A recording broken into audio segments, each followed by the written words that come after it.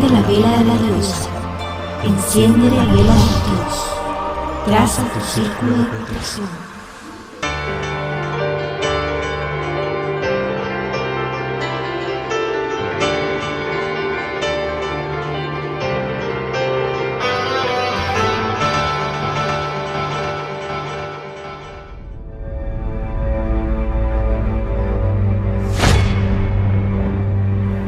Ruidos y objetos lanzados por espíritus.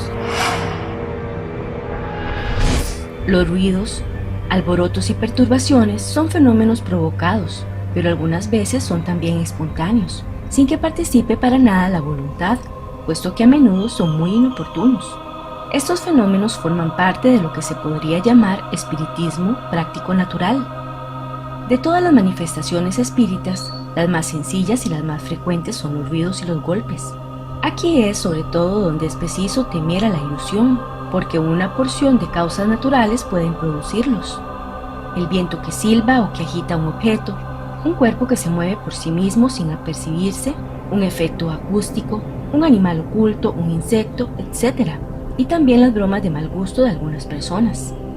Los ruidos espiritistas tienen por otra parte un carácter particular, afectando una intensidad y un timbre muy variados, que les distinguen fácilmente y que no permiten confundirlos con un crujido de la madera, el chisporroteo del fuego o el monótono tic-tac de un péndulo.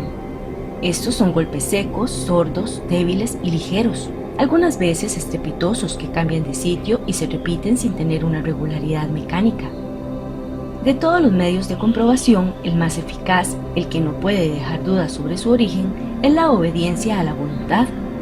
Si los golpes se oyen en el paraje designado, si responden al pensamiento por su número y su intensidad, no se puede desconocer en ellos una causa inteligente, pero la falta de obediencia no es siempre una prueba contraria. Es preciso convenir que estas manifestaciones adquieren en ciertas circunstancias proporciones de una persistencia desagradable, y es muy natural que se desee desembarazarse de ellas.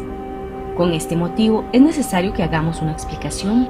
Hemos dicho que las manifestaciones físicas tienen por objeto llamar nuestra atención sobre alguna cosa y convencernos de la presencia de una potencia superior al hombre. Hemos dicho también que los espíritus elevados no se ocupan de esta clase de manifestaciones, se sirven de los espíritus inferiores para producirlas, y con el fin que acabamos de indicar. Conseguido el objeto, la manifestación material cesa, porque ya no es necesaria. Uno o dos ejemplos harán que este se comprenda mejor. Allan Kardec escribe lo siguiente: hace algunos años, al principio de mis estudios sobre el espiritismo, estando una tarde ocupado en un trabajo sobre esta materia, oí golpes alrededor de mí durante 4 horas consecutivas. Era la vez primera que semejante cosa me acontecía. Averigüé que no tenía ninguna causa accidental, pero por el momento no pude saber más. En esta época tenía yo ocasión de ver frecuentemente a un excelente médium escribiente. Desde el día siguiente interrogué al espíritu que se comunicaba por su mediación sobre la causa de estos golpes. Me contestaron: «Es tu espíritu familiar que quiere hablarte». «¿Qué quería decirme?», replicó. «Tú mismo puedes preguntárselo porque él está aquí». Habiendo pues interrogado a este espíritu, se dio a conocer bajo un nombre alegórico. Supe después por otros espíritus que pertenece a un orden muy elevado y que hizo sobre la tierra un papel importante. Me señaló errores en mi trabajo, indicándome las líneas en que se encontraban, me dio luces y sabios consejos, y añadió que estaría siempre conmigo y vendría a mi llamamiento todas las veces que quisiera preguntarle. En efecto, desde entonces no me ha dejado nunca. Me ha dado diferentes pruebas de gran superioridad, y su intervención benéfica y eficaz se me ha manifestado en los asuntos de la vida material y en lo que concierne a las cosas metafísicas. Pero desde nuestra primera conversación los golpes han cesado. ¿Qué quería, pues? Entrar en comunicación regular conmigo. Para esto le era preciso advertirme. Hecha la advertencia, puestos en inteligencia y establecidas las relaciones regulares, los golpes se hicieron inútiles, por lo tanto cesaron. Un hecho casi parecido ha acontecido a uno de mis amigos. Desde algún tiempo en su habitación resonaban ruidos diversos que se hacían muy incómodos. Habiéndose presentado la ocasión de preguntar al espíritu de su padre, por un medium escribiente, hizo lo que le fue recomendado y después entonces nada más ha oído. Es de notar que las personas que tienen y los espíritus un medio regular y fácil de comunicación rara vez tienen manifestaciones de este género. Las manifestaciones espontáneas no se limitan siempre a ruidos y golpes, degeneran a veces en verdaderas perturbaciones. Los muebles y objetos diversos son derribados, proyectiles de todas clases son lanzados. Desde fuera se abren puertas y ventanas, y cerradas por manos invisibles. Se ven romperse cristales, lo que no puede tomarse por ilusión. Se oye varaunda en una pieza inmediata, un ruido de vajilla que cae y se hace pedazos. Troncos que ruedan sobre el pavimento, corren a ver lo que hay y se lo encuentran todo tranquilo y en orden. Después vuelve a empezar de nuevo la algazara. Las manifestaciones de este género no son ni raras ni nuevas. Hay pocas crónicas locales que no encierren alguna historia de esta clase. Sin duda el miedo ha exagerado muchas veces los hechos, que han debido tomar proporciones extraordinariamente ridículas, pasando de boca en boca con ayuda de la superstición. Las casas en que han tenido lugar estos hechos han sido mal reputadas, y de ahí todos los cuentos maravillosos o terribles de fantasmas. El medio más seguro de prevenir los inconvenientes que pudiesen ocurrir, puesto que no se pueden impedir, es el de hacer conocer la verdad. Las cosas más sencillas vienen a ser espantosas cuando se ignora la causa. Los hechos de esta naturaleza tienen frecuentemente el carácter de una verdadera persecución.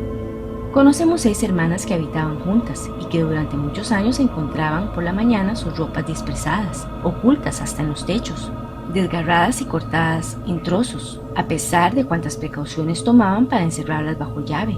Ha ocurrido muchas veces que personas acostadas y perfectamente despiertas veían sacudir sus cortinas, arrancar violentamente sus cobertores de la cama y sus almohadas, siendo levantados sobre sus colchones y aún arrojadas fuera de la cama. Estos hechos son más frecuentes de lo que se cree, pero la mayor parte de las veces los que son víctimas no se atreven a hablar por temor al ridículo. Tenemos conocimiento de ciertos individuos que se han querido curar de lo que consideraban alucinación, sometiéndoles al tratamiento de los enajenados, y se les ha hecho volver realmente locos. La medicina no puede comprender estas cosas porque no admite en las causas sino el elemento material, de donde resultan equivocaciones a menudo funestas. Admitimos perfectamente que ciertos hechos son obra de la malicia o de la malevolencia. Los espíritus superiores, así como entre nosotros los hombres graves y serios, no se divierten en darse encerradas. Muchas veces hemos evocado para preguntarles el motivo que les conduce a alterar así el reposo. La mayor parte no tiene otro objeto que el de divertirse. Son espíritus más bien ligeros que malos, que se ríen de los sustos que ocasionan y de las investigaciones inútiles que se hacen para descubrir la causa del desorden. A menudo se encarnizan con un individuo que se complacen en dejar y que persiguen de casa en casa. Otras veces se aficionan a un local, sin otro motivo que su capricho. Algunas veces también es una venganza que ejercen. En ciertos casos su intención es saludable, quieren llamar la atención y ponerse en relación, ya sea para dar una advertencia útil a la persona a la cual se dirigen, ya sea para pedirle alguna cosa para ellos mismos. Hemos visto muchas veces pedir oraciones, otras solicitar el cumplimiento en su nombre de un voto que no habían podido cumplir, otras, en fin, querer, en interés de su propio reposo, reparar una mala acción cometida por ellos en su vida. En general se hace mal en asustarse. Su presencia puede ser importuna, pero no peligrosa. Se concibe el deseo que se tiene de desembarazarse de esto, y se hace generalmente todo lo contrario de lo que sería menester. Si son espíritus que se divierten, cuanto más se toma la cosa en serio, tanto más persisten. Si se toma el prudente partido de reírse uno mismo de sus bromas pesadas, acabarán por cansarse y quedar tranquilos. Pero como hemos dicho, los hay cuyo motivo es menos frívolo. Por esto es siempre útil saber lo que quieren. Si piden alguna cosa, se puede estar seguro que cesarán sus visitas después de estar satisfecho su deseo.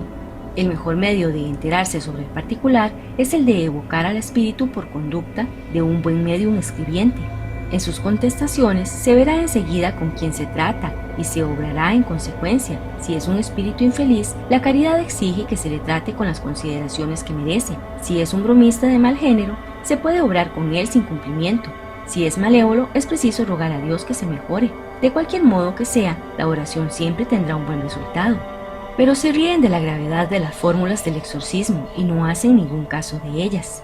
Estos fenómenos, aunque ejecutados por espíritus inferiores, son muchas veces provocados por espíritus de un orden más elevado, con el fin de convencer de la existencia de los seres incorpóreos y de una potencia superior al hombre. El estremecimiento que resulta de esto, aún el espanto que esto causa, llaman la atención y acabarán por hacer abrir los ojos a los más incrédulos. Sin embargo, cuando los objetos son trastornados o se los han arrojado a la cabeza, fuera preciso una imaginación muy complaciente para figurarse que semejantes cosas suceden cuando no existen. Se observa un efecto cualquiera. Este fenómeno tiene necesariamente una causa. Si una fría y tranquila observación nos demuestra que este efecto es independiente de toda voluntad humana y de toda causa material, si además nos da señales evidentes de inteligencia y libre voluntad, lo que es la señal más característica, no se puede menos que atribuirlo a una inteligencia oculta. Si se produce un efecto insólito, ruido, movimiento o aun cuando sea aparición, el primer pensamiento que se debe tener es que obedece a una causa del todo natural, por ser la más probable. Es preciso entonces buscar esta causa con el mayor cuidado y no admitir la intervención de los espíritus, sino a ciencia cierta. Se debe estar preparado no solo contra las narraciones que pueden ser más o menos exageradas, y no atribuir un origen oculto a todo lo que no se comprende. Una infinidad de causas muy sencillas y muy naturales pueden producir efectos extraños al primer momento, y sería una verdadera superstición ver por todas partes espíritus ocupados en derribar los muebles, romper la vajilla, suscitar, en fin, los mil enredos domésticos, que es más prudente atribuirlos a la impericia. La explicación dada al movimiento de los cuerpos inertes se aplica naturalmente a todos los efectos espontáneos que acabamos de ver. Los ruidos, aunque más fuertes que los golpes dados en la mesa, tienen la misma causa. Los objetos lanzados o cambiados de puesto lo son por la misma fuerza que levanta un objeto cualquiera. Una circunstancia viene también aquí en apoyo de esta teoría. Se podría preguntar, ¿dónde está el medium en esto? Los espíritus nos han dicho que en semejante caso hay siempre alguno cuyo poder se ejerce sin que él lo sepa. Las manifestaciones espontáneas se producen muy raramente en los puntos aislados. Tienen lugar casi siempre en las casas habitadas y por causa y mediación de ciertas personas que ejercen una influencia sin quererlo. Estas personas son verdaderos médiums, que ellos mismos ignoran su facultad y que nosotros llamamos por esta razón médiums naturales. La intervención voluntaria o involuntaria de una persona dotada de cierta aptitud especial para la producción de estos fenómenos parece ser necesaria en la mayor parte de los casos, aunque haya algunos en que el espíritu parezca obrar solo. Pero entonces podría ser que tomase el fluido animalizado de otra parte que de la persona presente. Esto explica por qué los espíritus que nos rodean sin cesar no producen a cada instante perturbaciones. Es necesario desde luego que el espíritu lo quiera, que tenga un fin, un motivo. Sin esto no hace nada. Luego es necesario que en el acto encuentre precisamente en el lugar en que quiera obrar una persona apta para secundarle, coincidencia que se encuentra muy raramente. A pesar de la reunión de circunstancias favorables, podría también ser impedido por una voluntad superior que no le permitiría obrar a su gusto. Puede no serle permitido hacerlo sino dentro de ciertos límites. Y en el caso de que estas manifestaciones fuesen juzgadas útiles, ya sea como medio de convicción, ya sea como prueba para la persona que es el objeto.